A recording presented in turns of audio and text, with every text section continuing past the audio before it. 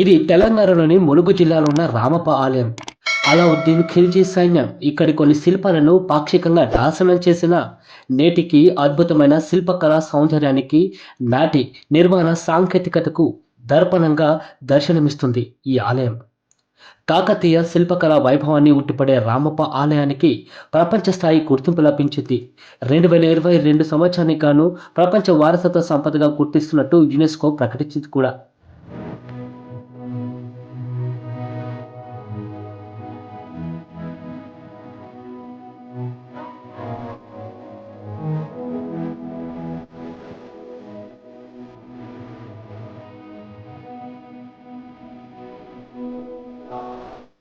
నీటిపై వేలాడే ఇటుకలు. కాకతీయుల కాలంలోనే ఆలయాన్ని నిర్మించిన శిల్పి రామప్ప అద్భుతమైన సాంకేతిక పరిజ్ఞానాన్ని ఉపయోగించారని చెప్పవచ్చు. ఆలయ నిర్మాణానికి రాతిని ఉపయోగించి ఆలయంపై ఎలాంటి బరువు ఉండదనే ఉద్దేశంతో గర్భగుడిపై గోపురానికి కేవలం నీటిలో వేస్తే వేలాడే ఇటుకలను ఉపయోగించారు. రామప్ప ఆలయాన్ని సుమారు 300 మంది శిల్పులు 40 ఏళ్ల పాటు కష్టపడి నిర్మించారు. ఈ ఆలయ నిర్మాణం కోసం శాండ్ స్టోన్, డోలరైట్, బ్లాక్ గ్రానైట్కు చెందిన 3 రకాల రాళ్లను వినియోగించారు.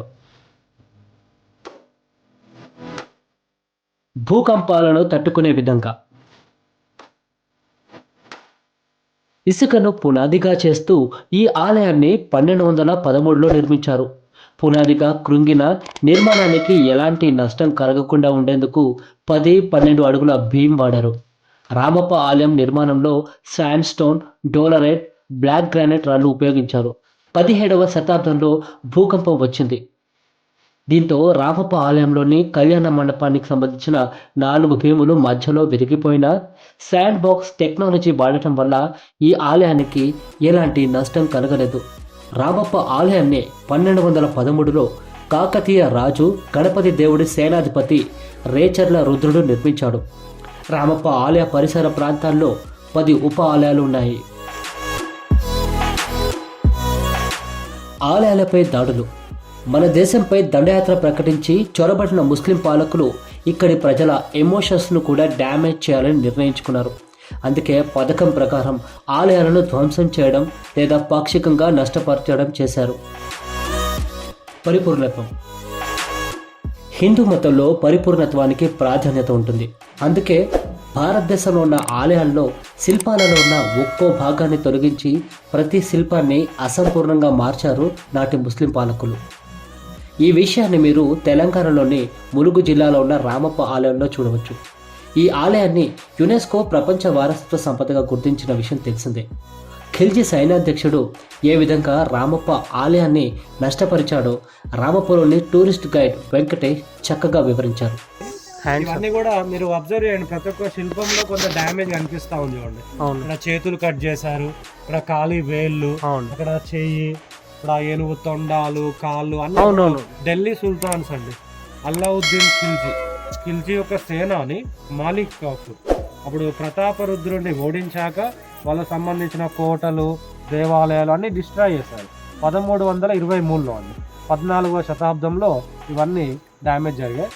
వాళ్ళు చూడండి ఎక్కడ కూడా మొత్తము కొలాప్స్ చేయరు.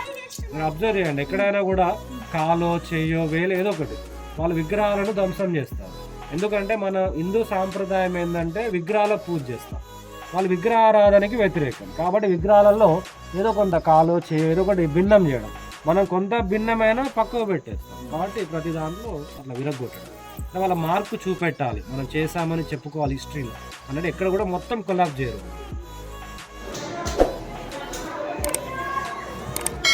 ఈ మండపంలో మీరు చూడండి, ఇవన్నీ కూడా ఎత్తుపల్లాలు ఉన్నాయి కదండి. ఇవన్నీ కూడా మధ్యలో భూకంపాలు వచ్చినప్పుడు ఈ కదలికలు అయినాయి అన్నమాట. ఈ స్తంభాలు దిగడం వల్ల ఈ బీమ్ అనేది పైకి వచ్చింది. యాక్చువల్లీ ఇది కింద బీమ్ అండి, ఇది ప్లింత్ బీమ్ అంటారు. Look like top beam. ఎక్కడైతే పిల్లర్స్ ఉన్నాయో ఆ పిల్లర్స్ కింద బీమ్స్ వేశారు. ఆ పిల్లర్స్ దిగడం వల్ల ఆ బీమ్స్ అనేది పైకి వచ్చాయి, విరిగిపోయి. దిగడం కూడా మీరు చూడండి యూనిఫామ్గా దిగారు. సో యూనిఫామ్గా దిగడం వల్ల మన స్ట్రక్చర్కి ఎటువంటి డిస్టర్బ్ అనేది కాకుండా ఉంది. ఎందుకంటే అది వాళ్ళ టెక్నాలజీ. కాకతీయ టెంపుల్స్ అన్నీ కూడా శాండ్ బాక్స్ టెక్నాలజీ, ఇసుక పునాదుల మీద కాకతీయ ఆలయాలు నిర్మాణం చేయడం జరిగింది. వాళ్ళు ఆలయాన్ని నిర్మాణం చేసే క్రమంలో ఆ టెంపుల్ కట్టేటప్పుడు ఒక స్క్వేర్గా తీసుకొని ఒక 10 నుంచి 15 అడుగులు తవ్వి అందులో ఇసుక నింపి దాని మీద ఆలయ నిర్మాణం చేయడం జరుగుతుంది. దాన్నే శాండ్ బాక్స్ టెక్నాలజీ అంటారు. ఎందుకంటే భూకంపాలు వచ్చినప్పుడు టెంపుల్ దిగుతూ ఉంటుంది కానీ ఆ టెంపుల్ అనేది పడిపోకుండా ఉండడం జరుగుతుంది. ఇప్పుడు ఇదే శాండ్ బాక్స్ టెక్నాలజీని ఇప్పుడు అయోధ్య రామ మందిరానికి కూడా వాడుతున్నారు. చూడండి, కాకతీయుల అప్పుడు 800 ఏళ్ల కిందట వాడినటువంటి టెక్నాలజీ ఇప్పుడు మళ్ళీ అదే టెక్నాలజీతో అయోధ్య రామ మందిరాన్ని కడుతున్నారండి.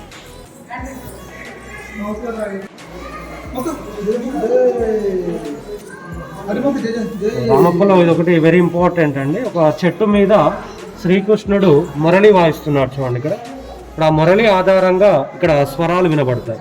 వీటినే సరిగమలు అంటారు. ఇక మ్యూజిక్ వస్తుంది చూడండి, మ్యూజికల్ పిల్లర్.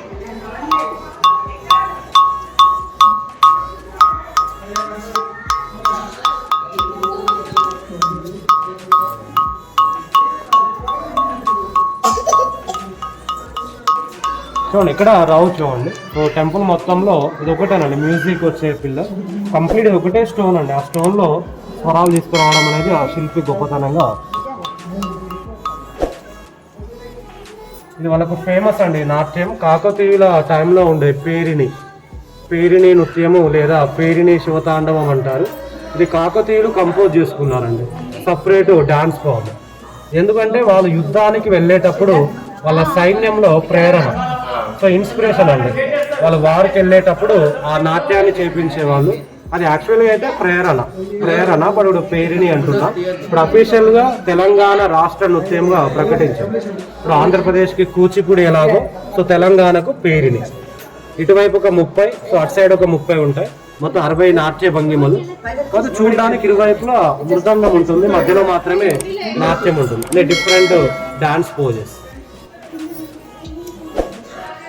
ప్రదక్షిణకి డైరెక్షన్ చూపెడతాం. మనం టెంపుల్ చుట్టూ ఎలా వెళ్ళాలి అనేది ఎలిఫెంట్ ద్వారా చూపెడతాం. ఇలా తిరగాలి అన్నట్టుగా టెంపుల్ చుట్టూ ఉంటాయి. అంటే అప్పట్లో ఈ స్టోన్స్ తీసుకురావాలన్నా పైకి లిఫ్ట్ చేయాలన్నా కూడా గజబలం, అందుకే వాటికి ఇంపార్టెన్స్. మీరు అబ్జర్వ్ చేయండి, ప్రతి ఒక్క ఎలిఫెంట్ ఏదో కొంత డిఫరెంట్ ఉంటుంది. ఇప్పుడు ఏ రెండు కూడా సిమిలర్గా ఉండవు. ఈ డిజైన్ దగ్గర తొండం దగ్గర సమ్ డిఫరెంట్.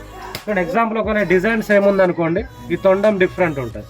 అట్లా మొత్తం ఎలిఫెంట్స్ 526 ఉంటాయి. ఆ 526 అని డిఫరెంట్. టెంపుల్ అంతా కూడా పైనుంచి చూస్తే ఈ షేప్లో ఉంటుంది. దీని స్టార్ అంటారు, స్టార్ షేప్.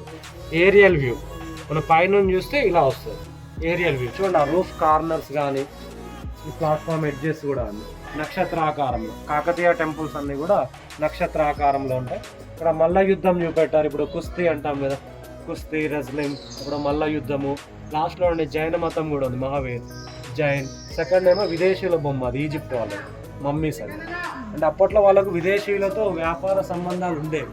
ఒక ఎగ్జాంపుల్ ఏంటంటే రుద్రమాదేవి పరిపాలించినప్పుడు మార్కోపోలో వరంగల్ విజిట్ చేశారు. అప్పట్లో వాళ్ళ ఓడర్ ఏమో మోటుపల్లి, అది ప్రకాశం డిస్టిక్ చీరాల. అక్కడ నుంచి వాళ్ళకు ట్రీట్ జరిగింది.